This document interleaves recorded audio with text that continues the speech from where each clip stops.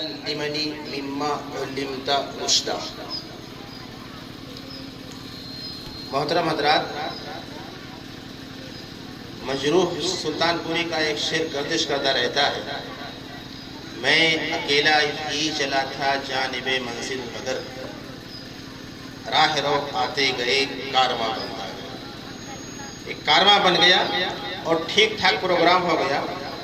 ہمارے برادر محترم اور بہت دل کی گہرائیوں سے مجھے چاہنے والے ہوں کہ اپنے جذبات کا اظہار کیا، میں بھی جتنا وہ چاہتا ہوں اس سے کم نہیں وہ چاہتا ہوں۔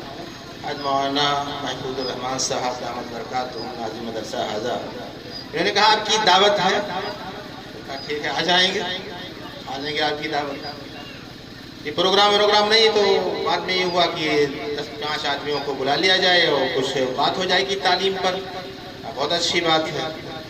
تو یہ سمجھے کہ ایک ویسے میں چلتے چلتے ایک پروگرام ہو گیا۔ یہ مولانا کی برکت بھی ہے، ان کی بزرگی بھی ہے، ان کی توجہات بھی ہیں۔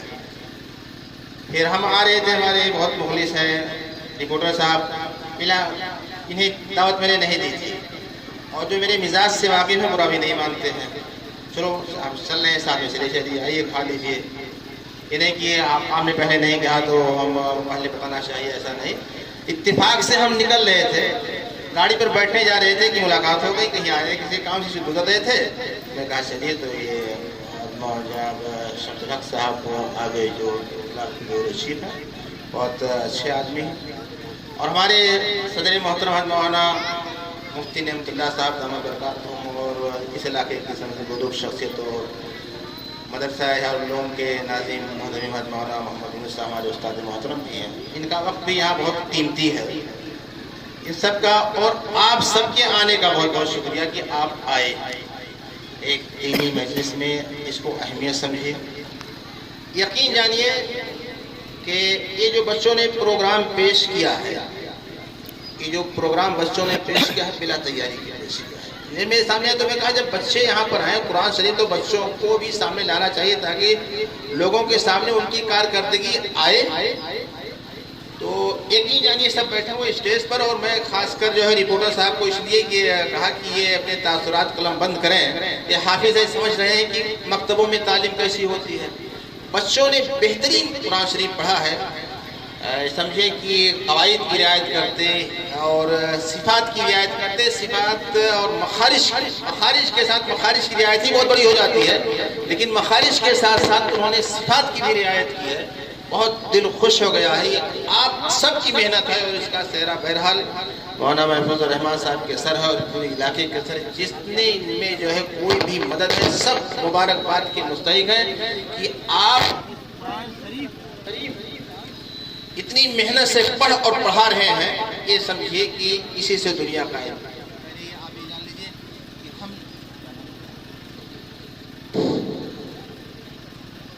آپ جان لیجئے کہ دنیا میں امن، دنیا کا دنیا میں امن جب تک قرآن ہے، قرآن کی تعلیم ہے تبھی تک ہے، ورنہ نہیں ہے۔ جتنا قرآن کی تعلیم سے آپ دور ہوتے جائیں گے اتنا فساد ہوتا جائے گا، اور جب اتنا دور ہو جائیں گے کہ قرآن کی تعلیم بالکل آپ کے دلوں میں نہیں رہیں گی تو دنیا تہس نہس ہو جائے گی، برباد ہو جائے گی، تباہ ہو جائے گی۔ دنیا نہ کوئی سائنسداں چلا رہے ہیں نہ کوئی چلا رہے ہیں۔ آپ جان لیجئے کہ یہ بچے، تقریر نہیں بس ایک سمجھو مشورہ، ایک گفتگو ہے، یہ بچے بہت قیمتی آپ کا سرمایہ۔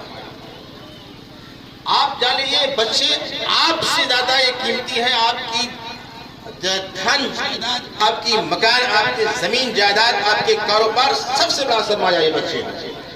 آپ کی یہ زمین کچھ نہیں کر سکتی ہے، آپ کی دولت کچھ نہیں کر سکتی ہے، لیکن اگر آپ نے بچوں کی صحیح تعلیم کر دی، ان کی صحیح تراش کر دی تو یہ پوری دنیا میں جو ہے تو ایک انقلاب برپا کر سکتے ہیں۔ یہ بچے سورج بن سکتے ہیں اور پوری دنیا کو روشنی فراہم کر سکتے ہیں، یہ چاند بن سکتے ہیں، دھیمی دھیمی کرنوں سے پوری دنیا کو منور کر سکتے ہیں، یہ ستارے بن سکتے ہیں، تاریکی میں آپ کی رہنمائی کر سکتے ہیں، اور یہ بچے نشانے راہ سنگ میل بن سکتے ہیں، آپ کو راستہ دکھانے کا کام کر سکتے ہیں۔ یہ بچوں کے اگر تراش خراش صحیح ہو، یہ ہے بچوں پر یہ بہت سارے واقعات ہیں۔ کچھ باتیں آ گئی ہیں، میں نوٹ کر لیا کیا کیا. حفظ قرآن کے تعلق سے. حفظ قرآن اتنی بڑی سعادت ہے، اتنی بڑی سعادت ہے کہ ہم بیان نہیں کر سکتے ہیں. ابھی آئی کچھ باتیں ہم اسے دہرانا نہیں چاہتے ہیں. حضرت عمر رضی اللہ تعالیٰ عنہ صرف سورہ بقرہ یاد کی تھی، اس خوشی میں انہوں نے جو ہے ایک اونٹ رہ کر کے جو ہے لوگوں کو کھلایا تھا. ہمارے محتمی بھائی مولانا مرغوب الرحمان صاحب رحمۃ اللہ علیہ بہت ہمارے مشفق بھی تھے، انہوں نے ان کی خدمت میں نے کی ہے. اتنے جو ہے محتاط آدمی تھے کہ ہم نہیں بتا سکتے کہ ایک ذرہ کہیں وہ زائد خرچ کرتے، لیکن جب ان کے پوتے نے قرآن شریف حفظ کیا تو بہت لمبی چوڑی دعوت تھی. بہت بڑے گھرانے کے، اتنے بڑے گھرانے کے وہ ہیں، وہ تنخواہ دارالعلوم سے نہیں لیتے تھے. آپ سمجھیں کہ چھوٹا موٹا گاؤں جو ہے وہ ان کی زمینداری ہے. اگر چھوٹا موٹا گاؤں ہے تو سمجھو اتنی ان کی زمینیں ہیں. ایک گاؤں کی اتنی اچھی خاصی زمینیں، ہزاروں بیگھہ. بڑے لوگوں میں سے تھے بہت. تو کچھ لوگوں نے کہا حضرت کہ آپ کے شاعر بہتر نہیں ہوگا. کہا اچھا کیوں نہیں بہتر ہوگا؟ حضرت عمر سورہ بقرہ یاد کر رہے ہیں تو اونٹ ذبح کر کے کھلا رہے ہیں، ہمارا پوتا اگر حفظ کر رہا ہے تو میں کیوں نہ کھلاؤں گا؟ خوشی کا اظہار بھی ہونا چاہیے، حوصلہ افزائی بھی ہونی چاہیے. بچوں کی حوصلہ افزائی ہونی چاہیے. یہ کوئی مضمون چیز نہیں. حوصلہ افزائی دیکھیے، حوصلہ افزائی شرف کا حصول ایک مقصود ہے، کبر نہیں، دکھاوا نہیں. پیغمبر صلی اللہ علیہ وسلم تشریف فرما ہے، کچھ پینے کی چیز دی گئی پیغمبر صلی اللہ علیہ وسلم کو. داہنے طرف عبداللہ ابن عباس تشریف فرما ہے اور بائیں طرف حضرت ابو بکر صدیق اور حضرت عمر رضی اللہ تعالیٰ عنہ تشریف فرما ہے. پیغمبر صلی اللہ علیہ وسلم کے پینے سے تھوڑا بچ گیا تو اب پیغمبر صلی اللہ علیہ وسلم سوچے کیا کریں. بھائی دینے کا تو حق کن کو تھا؟ حضرت ابو بکر حضرت عمر کو، لیکن وہ بائیں طرف بیٹھے ہوئے ہیں، داہنے سے شروع کرو. تو حضرت عبداللہ ابن عباس سے کہا اگر تم چاہو تو ان کو دے دے. کہا نہیں، ہم نہیں چاہیں گے، ہمیں چاہیے. تو یہ شرط ہے کہ پیغمبر صاحب کا تبرک اس میں ترجیح نہیں ہوتی، اس میں ایثار وثار نہیں ہوتا ہے، کار اسلام میں ایثار نہیں ہوتا ہے. کیا آپ کر لیجیے گا، نیکی کا کام ہے، ہم کریں گے. خیبر پر مورچہ لگا ہوا اور پیغمبر صلی اللہ علیہ وسلم خیبر فتح نہیں ہو رہا ہے. پیغمبر صلی اللہ علیہ وسلم نے فرمایا کل میں کمان ایک ایسے شخص کو دوں گا کہ جن کے ہاتھ پر خیبر فتح ہو جائے گا.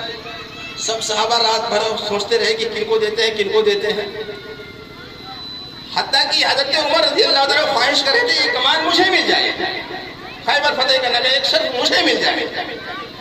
تو نماز کے بعد حضرت عمر کا خود بیان ہے کہ نماز کے بعد جب سلام پھیرنے کے بعد میں سر نکال کر پیغمبر صلی اللہ علیہ وسلم کو کہ پیغمبر صلی اللہ علیہ وسلم میری طرف متوجہ ہو جائے، مجھے ہی دے دے کمان. لیکن پیغمبر صلی اللہ علیہ وسلم نے خیبر فتح کرنے کی کمان حضرت علی رضی اللہ تعالیٰ عنہ کو دی. تو ایک شرف ہے، حوصلہ افزائی کرنی چاہیے. اور دیکھیے دارالعلوم کوئی بھی جلسہ ہو جائے، بڑے سے بڑا جلسہ ہو جائے، شاید تمام اساتذہ ایک اسٹیج پر جمع ہوتے ہیں، لیکن بچوں کی حوصلہ افزائی کے لیے جب انعامی جلسہ ہوتا ہے تو تقریباً تمام اساتذہ یعنی 90 سال کے اساتذہ جو ہے 4-5 گھنٹے بیٹھے رہتے ہیں اسٹیج پر پروگرام میں بچوں کی حوصلہ افزائی کے لیے. ان بچوں کو حوصلہ دیجیے، بچوں کی حوصلہ افزائی کیجیے، انہیں انعامات سے بھی نوازیے، انہیں اچھا بھی کہیے، داد دیجیے. کیا کر رہے ہو یار؟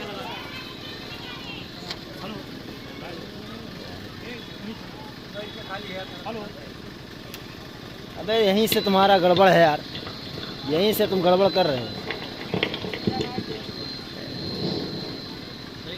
تو یہ جو بچے قرآن شریف ختم کیے ہیں، جنہوں نے پڑھا ہے، میں ان کو مٹھائی کھانے کے لیے اپنی طرف سے جو ہے مولانا محفوظ الرحمان صاحب کو 500 روپے دیتا ہوں. ان کو دیجیے، بچوں کو انعام میں دے رہا ہوں ان کی حوصلہ افزائی کے لیے. تو بچوں پر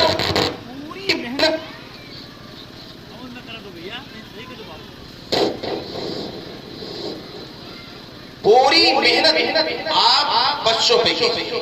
آپ جان لیجیے یہ علاقہ میں سرائے خاص سے لے کر بمنان تک علی پور تک علاقے ایک علاقے سے میں واقف ہوں، جانتا ہوں کہاں کتنی کیا آبادی، کیا صلاحیت ہے، کیا لیاقت ہے. آتا نہیں ہوگا لیکن خبر رکھتا ہوں ہر چیز کی. اتنا مضبوط ہے کہ اگر آپ یونیورسٹی مل کر تعمیر کرنا چاہیں تو تعمیر کر دیں. ٹھیکا جان لیجیے لوگ آپ لوگ مضبوط ہو، پیسے کمی نہیں ہے. آپ 40 لاکھ کی گاڑیوں سے چلتے ہیں، 20 لاکھ کی گاڑیوں سے چلتے ہیں، 10 لاکھ کی گاڑیوں سے چلتے ہیں، اور آپ کا بچہ چاہیے. میں سمجھتا ہوں وہ دنیا کا بیوقوف طریقے سے، اس کی عقل نہیں. وہ پیسہ جو آپ گاڑیوں پر خرچ کر رہے ہیں، دکھانے پر خرچ کر رہے ہیں، آپ وہ پیسہ تعلیم پر، بچوں کی تعلیم پر خرچ کرنا چاہیے. انہی بچے میں کہہ رہا ہوں، یہ بچہ اگر تعلیم نہیں حاصل کر پایا تو ایک منجمد جماعت قبیل سے، جانور کی قبیل سے مر جائے گا. اگر ایک تعلیم حاصل کرے تو دنیا تک آپ کا نام روشن کر دے گا، رہتے دنیا تک پڑھ جا رہے ہیں. چند مثالیں میں دے رہا ہوں. حضرت امام یوسف، آپ جان لیجیے کہ اس دنیا کی تاریخ میں، میں کہہ رہا ہوں دنیا کی تاریخ میں اتنا طاقتور جسٹس، اتنا طاقتور کوئی جج نہیں، جتنا جو ہے قاضی نہیں ہوا جو جتنی طاقت آتے امام یوسف رحمۃ اللہ. خلافت عباسیہ کو چیف جسٹس حضرت امام یوسف رحمۃ اللہ. آج بھی عدالتیں قائم ہیں، عالمی عدالتیں قائم ہیں، لیکن وہ اپنی بات نہیں مانے، طاقتور نہیں مانے. بہت سارے فیصلے جو ہے نیشنل عدالتوں میں، عالمی عدالتوں میں پڑے ہوئے ہیں، انٹرنیشنل عدالتوں میں پڑے ہوئے ہیں، کوئی نہیں مان رہا. جہاں کمزور ہوتے منواتے ہیں، چین نہیں مان رہا، روس نہیں مان رہا، جو طاقتور نہیں مانتے ہیں. لیکن اگر امام یوسف نے اس وقت کوئی فیصلہ کر لیا تو اس وقت کسی کی ہمت نہیں تھی کہ نہ مانے یہ فیصلہ. اس لیے میں کہتا ہوں کہ دنیا کی تاریخ سب سے طاقتور جسٹس، جج، قاضی حضرت امام یوسف. امام یوسف رحمۃ اللہ علیہ کی زندگی دیکھیے، بچپن کی یہی ہے تعلیم.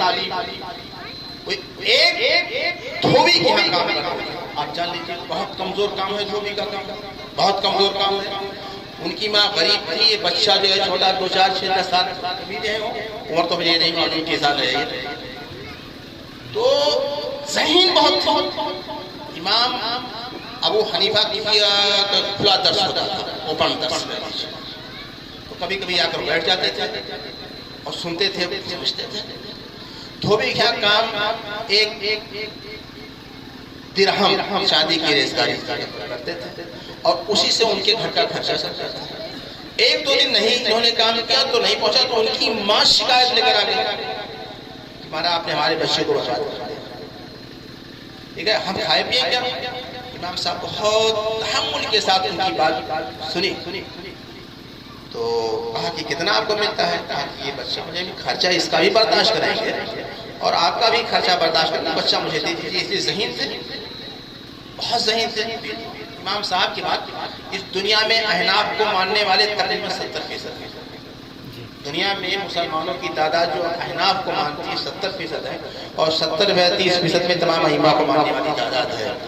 اور امام ابو حنیفہ کے بعد احناف میں دوسرا نمبر امام یوسف رحمۃ اللہ علیہ کا ہے. یہ ہارون رشید کے دور میں یہ چیف جسٹس بنائے گئے. آپ یہ جان لیجیے کہ ایک دھوبی کے یہاں ایک ریزگاری پر کام کرنے والا ایک بچہ اگر پڑھ لیا ہے تو خلافت عثمانیہ کا، یہ خلافت عباسیہ کا طاقتور جسٹس بنا ہے، اور جس کے فیصلوں کو کوئی رد نہیں، خود خلیفہ نہیں رہا، خلیفہ کے خلاف فیصلہ کیا ماننا پڑا. اور اسی فیصلے کی وجہ سے امام یوسف آخر میں رو رہے، جاگنی کا عالم آیا تو وہ رو رہے. لوگوں نے پوچھا کیوں ہو رہا؟ تو خلیفے کے ساتھ میں نے ہمدردی کر دی تھی. ہمدردی کیا کی تھی؟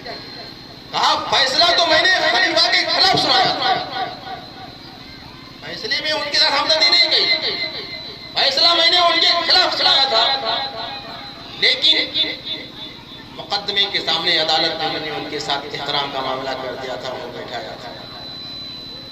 اس وجہ سے کہ دونوں فریق کے ساتھ کسی کا جھکاؤ نہیں ہونا چاہیے. اس لیے جیسے میں رہا ہوں اللہ تعالیٰ اس سے مجھے بچا.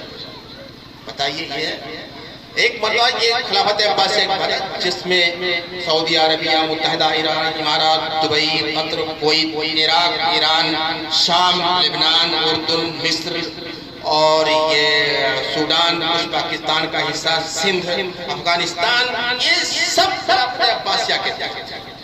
اتنی طاقتور حکومت تھی خلافت عباسیہ کی. ایک مرتبہ جو ہے مامون نے بادل جا رہا تھا، کہا اینما شئت تم جہاں چاہو برسو، جہاں چاہو برسو. ٹھیک ہے، تمہاری بارش سے جو پیدا مار ہوگی اس کا خراج میری دنیا بادگار تھی خلافت عباسیہ کی.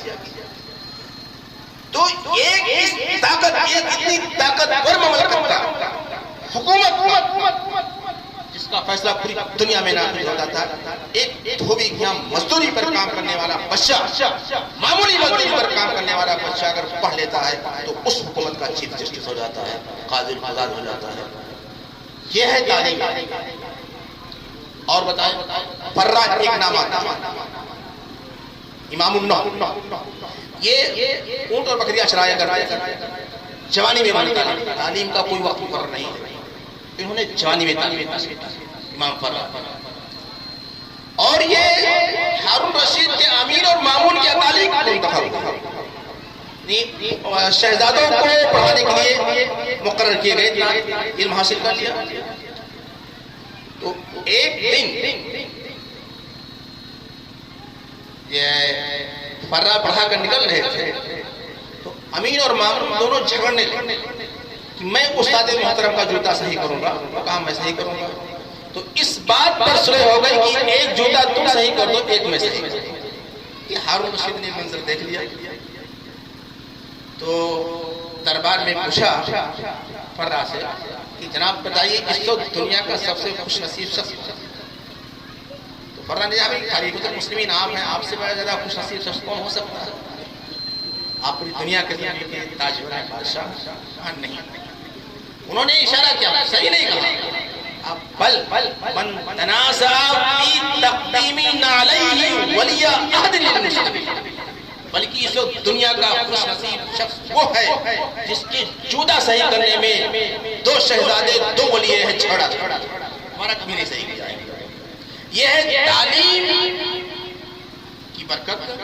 تعلیم کا ایک روگ ہوتا ہے، باپ کا جوتا نہیں سیا، بادشاہ نے کبھی نہیں صحیح کیا ہوگا، باپ بیٹوں نے تو ہو زیادہ صحیح کرتے ہو، لیکن استاد محترم کا جوتا صحیح کرنے کے لیے جھگڑا کر رہے ہیں. یہاں سے ایک بات یہ بھی ہے کہ استاد کا احترام بہت ہونا چاہیے دل میں تعلیم حاصل کرنے کے لیے. بہت احترام ہونا چاہیے استاد کا، تبھی استاد کی باتیں دلوں میں گھر کر. موسیٰ علیہ السلام کی آیت پڑھی.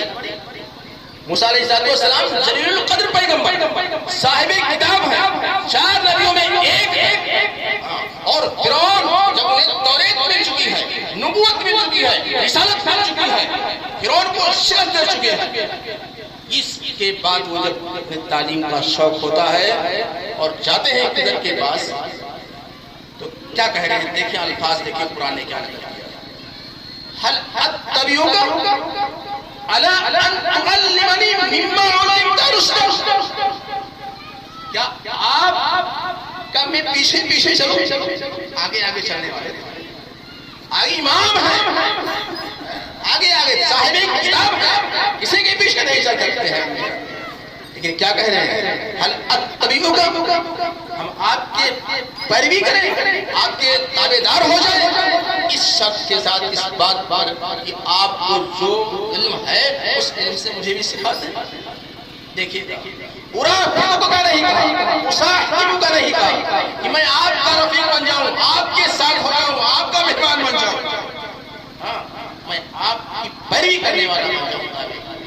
بچوں کو تعلیم اگر دینا ہو، یہ میں کہہ رہا ہوں ہماری معاشرے کی کمزوری ہے، بچوں کو تعلیم دینا ہو تو بچوں کو فرما بردار بنائیے. استاد سے آپ تنہائی میں کوئی بات نہیں کیجیے، اس سے شکایت بچوں کے سامنے. استاد کسی استاد ورنہ بچہ نہیں پڑھ پائے گا، پہچان لیجیے. اگر استاد بچوں کے سامنے استاد کے خلاف آپ نے کچھ کہا، مدرسے کے خلاف کہا، تو براہ راست نفسیاتی اثر بچوں پر. اس لیے آپ استاد اور مدرسے کے ساتھ بہت ادب و احترام کا معاملہ کرنا چاہیے. ایسے ایک جان لیجیے کہ تعلیم اصل تو ہماری تعلیم دین کی تعلیم ہے، لیکن جیسے ایک اکتساب معاش بھی بہت ہو رہا ہے. تو آپ جیسے کھیتی کرتے ہیں، کاروبار کرتے ہیں، آج فن جو یونیورسٹی تعلیم ہو گئی ہے ایک کاروبار کی حیثیت میں اختیار کر چکا ہے، لیکن یہ بھی ضروری ہے. آپ کس کے لیے بہت اچھا علاقہ ہے، سب ہیں، اگر چاہے تو آپ اس کو 5 سے بجائے جونیئر ہائی اسکول کا استاد مضبوط رکھ وہاں کو جا کر بہت اچھا ہوتا ہے، جس کو پڑھانے کی صلاحیت ہو اور یہ قصور تاکہ وہ اچھی تعلیم دے آپ کے بچوں کو یونیورسٹی تک. دیکھیے آج پوری دنیا ہم تعلیم کے علمبردار ہیں، تعلیم ہم لے کر آئے، پوری دنیا میں تعلیم کی روشنی ہم نے پھیلائی، لیکن اس کو یورپ نے اخذ کر لیا ہے، یورپ نے اچک لیا ہے، اس کا ٹھیکیدار یورپ کو دیا ہے، ہم اس کے پیچھے پیچھے چل رہے ہیں. ہم بہترین تعلیم دیں، علاقے میں تھوڑی دور پر جونیئر ہائی اسکول قائم کریں اور مضبوط تعلیم دیں، اور اس میں ہماری مذہبی تعلیم بھی ساتھ ساتھ چلتی رہے. 6 کے بعد ایک آدھا مذہبی تعلیم، اسلامی تاریخ معلوم ہو جائے، احکام معلوم ہو جائے، مسائل معلوم ہو جائے، کچھ قرآن و حدیث یاد ہو جائے. یہ اس وقت ہمارے میں اس کی بہت سخت آگے پڑھ لے. میں کہہ رہا ہوں ہم لوگ کے پاس پیسے نوٹ کر لیا کیا ہے، ہم لوگوں کے پاس پیسے ہیں کہ یعنی ہم پیسے کو صحیح استعمال نہیں کرتے. بہت پیسے ہیں، یہ علاقہ مخلوق الحال نہیں، غریبوں کا نہیں ہے، پولیسوں کا نہیں ہے.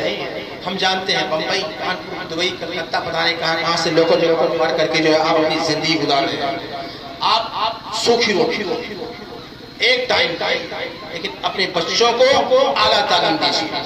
ہمارا یہ الزام ہے، ہم خیالی ہماری ہوتی ہے کہ ہمیں نوکری نہیں ملے گی اس لیے نہیں پڑھ رہے.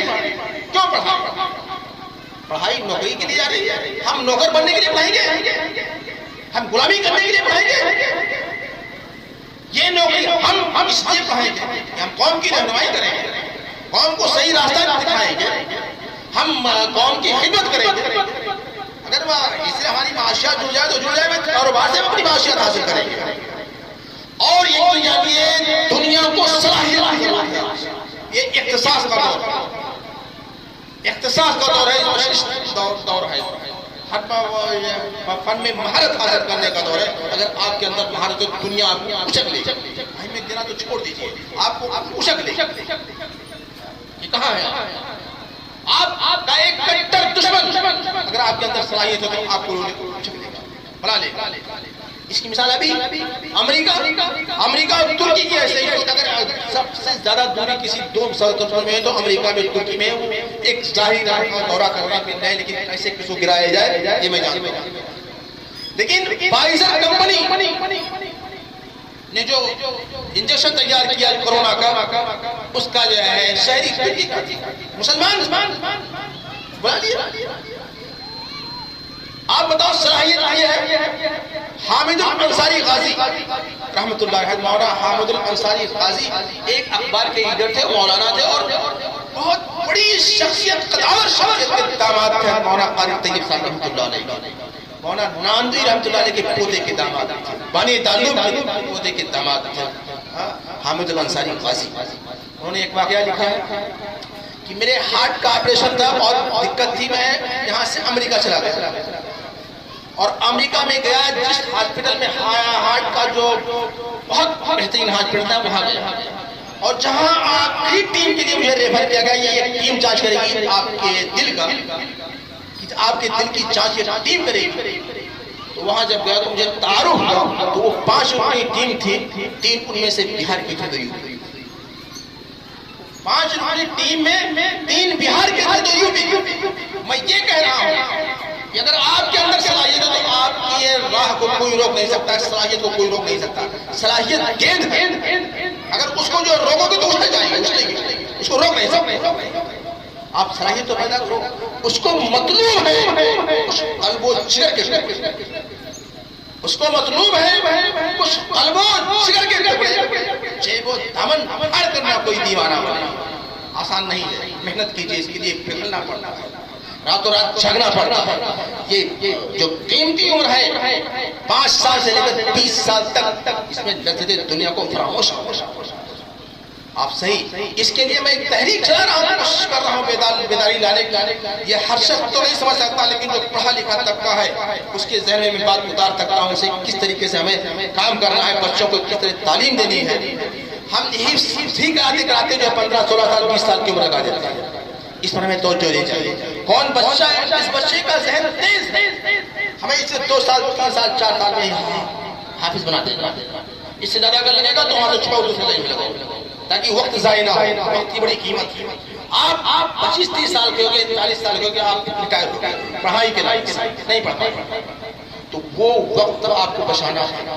اس پر علاقے کے لوگوں کو ایک کمیٹی بنائیے جس کے تعلیم پر تعلیم پر دلچسپی ہو، تعلیم کے سلسلے میں اس کا مطالعہ ہو. کمیٹیاں بنائیں اور اس علاقے میں تعلیم کے سلسلے میں غور و فکر کریں، ماہرین سے مشورہ لیں، ہم اپنے بچوں کو کیسے تعلیم دیں. یہ اس کی بہت سخت ضرورت ہے. مدرسے کی ضرورت کمی رہتی ہے. آپ کی جان لیجیے ایک استاد تعلیم کے سے جو رکاوٹیں ایک استاد، آپ اس کی بنیادی ضرورت نہیں پوری کر پائیں گے تو کیسے تعلیم دے سکتا ہے؟ سکون میں نہیں رہے گا. تو یہ تنخواہ کا معیار آپ بڑھائیے، یہ تعلیم کا جز ہے. تعلیم کو بڑھانے کی ایک بہت بنیادی چیز ہے. بہترین درسگاہیں بنائیں. آپ بلڈنگ بنا لیتے ہیں، 50 لاکھ لگا لیتے ہیں، شادی میں جو ہے 25 لاکھ 10 لاکھ خرچ کر دیتے ہیں. اگر مدرسے میں کوئی عمارت بن رہی ہے، کوئی کمرہ بنایا جا رہا ہے، 500 لے لیجیے، 100 روپیہ لے لیجیے. جو 10 لاکھ 20 لاکھ 25 لاکھ 50 لاکھ شادیوں میں خرچ کر دیتا ہے، جو 500 روپیہ دیتا ہے تو اسے فکر لینا چاہیے. یہ تمہاری حیثیت ہے، بھیک مانگنے آئے ہیں، ذلیل سمجھ جس کی حیثیت ہے. تو یہ ہر ایک کی ذمہ داری ہے کہ بہترین کلاس، درسگاہیں، رہائش گاہیں بنا کر دی جائیں. یہ آپ کی ایک فرد کی ذمہ داری ہے پورے علاقے میں. اسی مدرسے کے نہیں میں کہہ رہا ہوں، مدرسے ہوں مسجدیں ہوں. آپ اپنے مکان سے پہلے کوشش کریے کہ میرا جو ہے مدرسہ چھاپے میری مسجد اچھی. آپ جان لیجیے کچھ دن پہلے مسلمانوں میں بہت اچھا جذبہ تھا. یہ پرانے زمانے میں آپ پرانے زمانے کی مسجدیں دیکھیے، آپ دیکھیے گا پرانے زمانے کی مسجدیں دیکھیے، بڑی پختہ 4 5 سالوں سے بنی ہوئی ہے، بڑی. اس وقت میں سمجھتا ہوں تصور نہیں تھا کسی گاؤں میں کوئی پختہ مکان. آپ یہاں 50 سال 60 سال کی عمر کے لوگ بیٹھے ہوں گے، میں ان سے سوال کرتا ہوں کہ آپ اپنے گاؤں میں شاید ایک آدھ مکان پختہ دیکھے ہوں گے؟ ہاں اپنے گاؤں بتاتا ہوں، اپنے بچپنے میں جو ہے 4 5 مکان پختہ تھے. بہت بڑا گاؤں ہے ہمارا، 7,000 کی آبادی نوادہ. 5 یا 6 گھر ایسے کچھ پختہ تھے، سب کھپڑے تھے یا چھپر تھے. آج پورا گاؤں پختہ ہو گیا تقریباً. لیکن جب کھپڑے اور چھپر تو ہماری مسجدیں جو ہے 250 سال پرانی، کوئی نہایت پختہ، بہت مشکل سے جو بلڈوزر بنا کر اسے جو گرایا گیا ہے.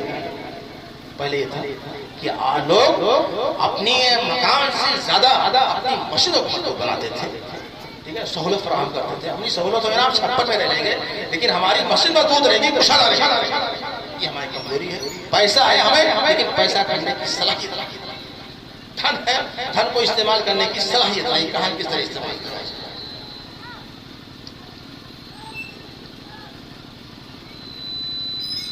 بہت ساری باتیں، لیکن وقت ہے، پھر کبھی کسی دن انشاءاللہ بیٹھا جائے گا تو اس پر جو ہے کچھ بات ہوگی. ایک بنیادی چیز اور رہ گئی جو ہماری جمعیت العلماء کی تحریک ہے، جو تحریک میں ہے کہ تنگی نہیں ہونا چاہیے.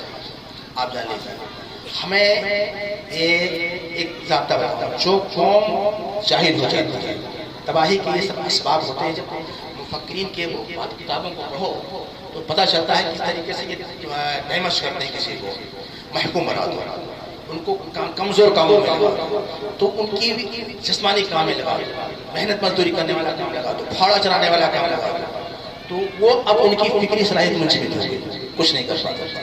اب یہ کیا ہوگی، ان کی تنگی پیدا ہو جاتی ہے کہ ایک شخص محنت کر رہا ہے اور ایک شخص اگر محنت نہیں کر رہا اسے کچھ سہولت ملی تو اسے یہ تنگی مزاج میں نہیں ہونی چاہیے. اگر کوئی آگے بڑھا تو اسے دھکا دے. یہ بہت بنیادی چیز ہے.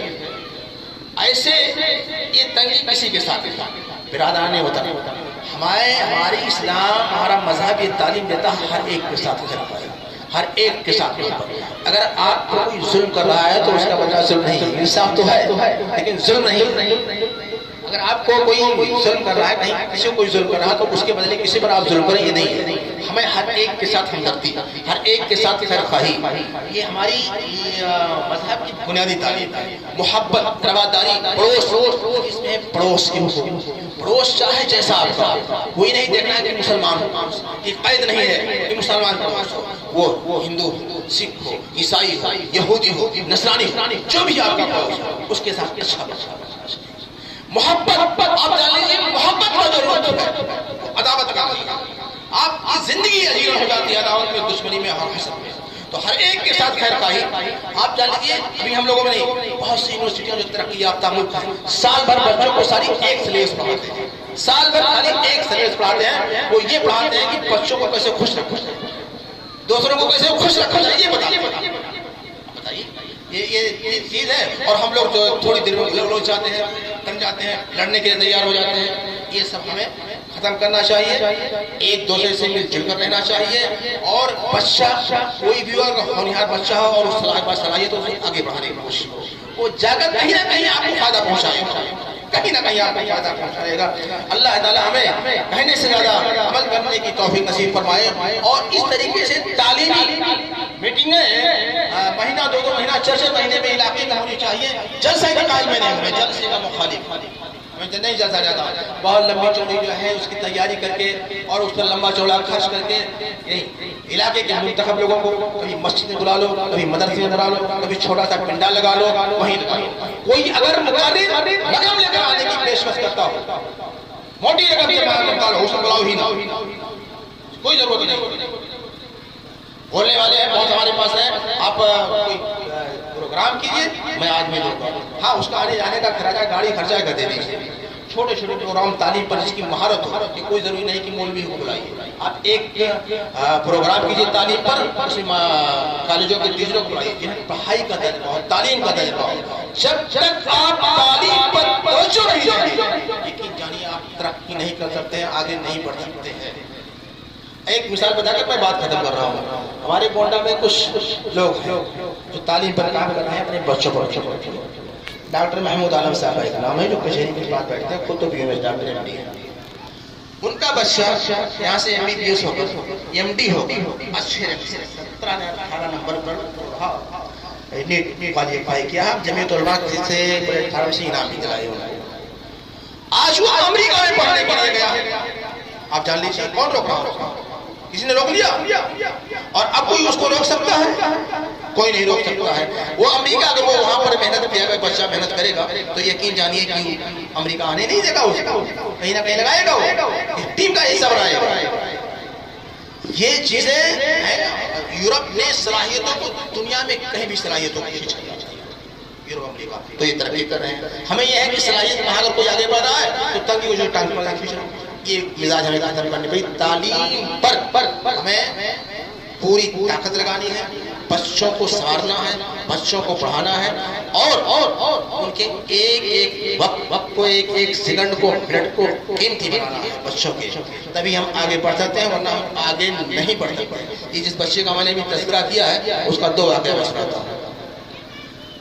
کانپور میں جب یہ ایم بی بی ایس کر رہا تھا، عادل تو ڈاکٹر صاحب گئے ملنے کے لیے، تو کہا چلو ہوٹل میں کھانا کھا لیا جائے۔ کھانا کھانے گئے تو بکرے کا گوشت تیار نہیں تھا، تو کہا جب آئے تو بکرے کا گوشت کھا لیا جائے، مرغے کا تھا۔ تو کہا کتنے لگے گا؟ آدھا گھنٹہ لگے گا تیار ہوتے ہوئے۔ تو ڈاکٹر صاحب نے کہا کہ طرح کر لیا جائے، کہا اتنا وقت میں ضائع نہیں۔ اس بچے نے کہا کھانے کے لیے میں آدھا گھنٹہ وقت ضائع نہیں۔ دیکھ لیجیے، کہیں کہ گھر پہ آتا ہے تو میں وقت مانگتا ہوں اس سے کہ کچھ وقت میں پڑھتا رہتا ہے، وقت مانگتا ہوں کہ 10-5-15 منٹ آدھا گھنٹہ ہم بیٹھ کے بات کر لیں، اتنا وقت اس کے لیے نہیں ہے۔